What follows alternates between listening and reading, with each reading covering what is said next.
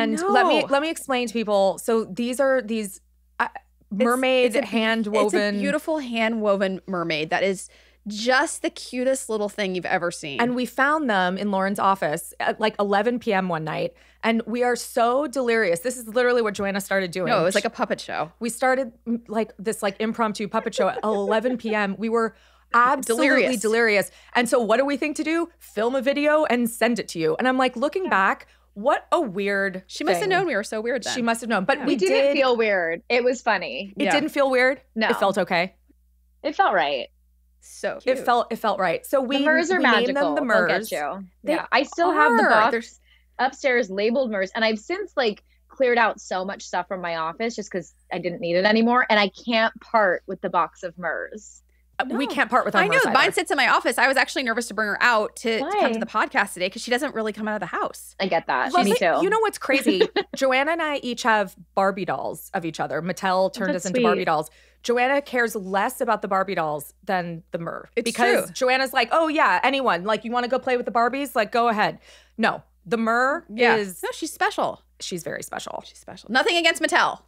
Well, I'm sure you guys have backup Barbies. No, honestly, actually, no. no. They made literally like two. They're two of a kind. One for pair for me. We had to ask for an extra one for each of us so that we didn't only have one of. Like, how weird if I just had a doll of myself. So it's the pair. I mean, the if it's a Barbie, it's cool, I think. I don't know. I've never had a Barbie made of myself, so I wouldn't know, but no. I'm sure it's coming anytime to add to your accolades. But yeah, I don't think of myself as being like a single, like a person. No. Like, it's like pair. Yeah, always. That's right. It's right. We're joined at the hip. Yeah. So it is actually. That's like the sweetest thing I've ever said to her. So adorable codependency.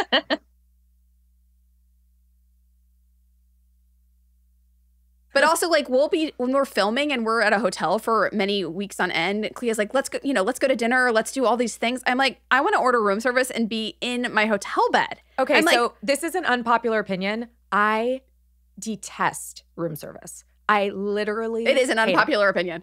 No, it's totally unpopular. Like, I don't love room service. I just love that it's like brought to my door.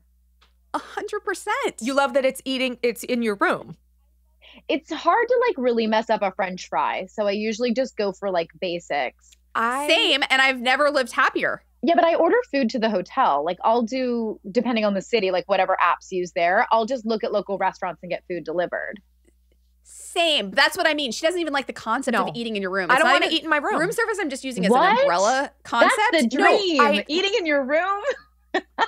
This is our biggest argument. Our biggest divide in life is room service. Joanna's always like, but I could like Postmate 6 bagels. And I'm like, no, I want to have, like, I want my scrambled eggs to be hot. I want to sit at a table. No. I don't want my bedroom smelling like salmon. I don't care. I have a bagel in bed and coffee from Starbucks from a different location. No. That is everything. That is awful. I cannot stand the thought Joanna, of room service. Sorry, I love this. No, I know. Thank you. I want to acknowledge, I know that this is it's an unpopular opinion. It is I think you might be a team of one on this. No, I bet I can find a couple other people. No, I don't think so. I think most people are very happy to eat in their room. Oh, I look at room service as like...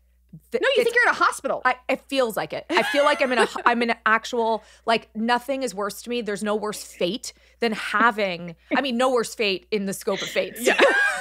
There's no worse food fate, okay, than having to eat in my hotel room. Let me room. tell you what's a worse food fate is when we land in LA and it's like midnight and Clea wants to go down to the restaurant to have like a 5-course meal. And I'm like, no. Okay, Joanna, I'm the one who exaggerates here, okay? Not you. You don't just get to take... I called exaggerating in this relationship. Okay, it was a 4-course meal.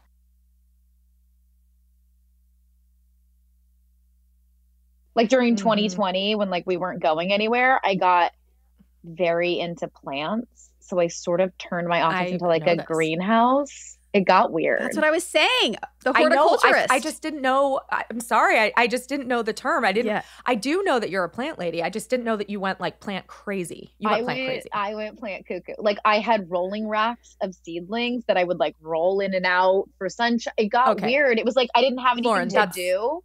That's insane.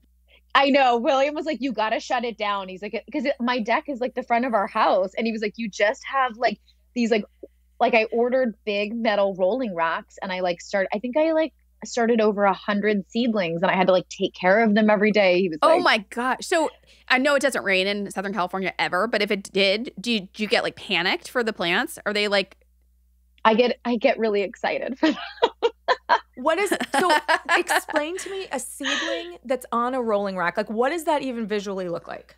So it's like a bunch of little containers, and that's the other thing is I was just like, things got so weird. I was like, no waste. So like they were all in like almond milk containers that have been sawed in half, or like any sort of container, like peanut butter jars with like holes drilled. Like I made all my own containers, reusing stuff.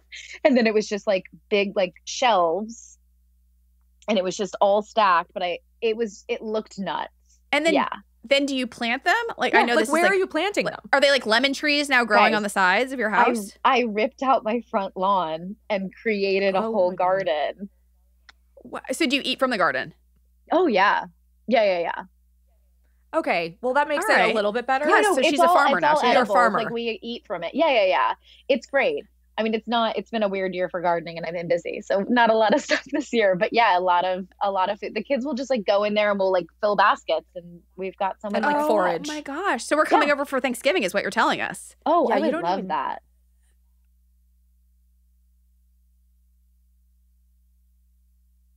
So we threw up a question box on @bestfriendenergy on our Instagram account, and we asked people what their favorite thing about the podcast was so far. Right. Okay. Yeah. So I'm just going to read some of these. Okay. First of all, Cousin Rebecca, big hit. We love both Cousin Rebecca's, and if you have one, we'd like to know about it. And Joanna's Cousin Rebecca was really honored that we talked about her. My Cousin Rebecca was slightly offended. She was a little pissed that Joanna didn't know who she was. I didn't, and then I met her. And here I was. I texted her, and I was like, "You had a guest starring role on the pod today," and she wrote back, "Kind of mad." So I thought it was a good thing. She did not think it was a good thing. Okay, some people are really into the show Dahmer. I know that's a big no for you. That's a no for me. But I'm telling you, congrats to your fan base on my murderous fan base. Yeah, exactly. Everyone knows I've been an avid Dateline you follower. have. I mean, you have. I am who I am. You are who you are. I am who I am. Look, it makes my life less stressful. Great. Like seeing other people's finger bits or whatever. Stressed. Yeah, I'm like, whatever. Okay, the first show makeup story was pretty funny. What is the makeup story? Oh, where we didn't have makeup for the first episode. Oh God, I try not to relive that. Yeah, I'm like, I don't know about funny, but glad it hit for you. Some people really like that we have one male fan. Oh, we do. So that is very We're funny. inviting any others. Yes, another Cousin Rebecca. I snort laughed my avocado toast whilst driving at not knowing Cousin Rebecca. I appreciate the word whilst. I know. See, there you go. I feel like, well, no, that's not something that you say. She's probably a horticulturist. Some people said it's just like our Instagram stories, which is, I think, the highest compliment because that's kind of how we like started this whole rambling world of ours. That's how we got here. It is kind of how we got here. Instagram stories led to a show led to a podcast, which I feel like sometimes is and maybe we'll just go circle around and just land at Instagram stories. Land at Instagram stories. When Joanna busted in to tell Clea that the TV show should be a podcast. That was a shining moment in our lives.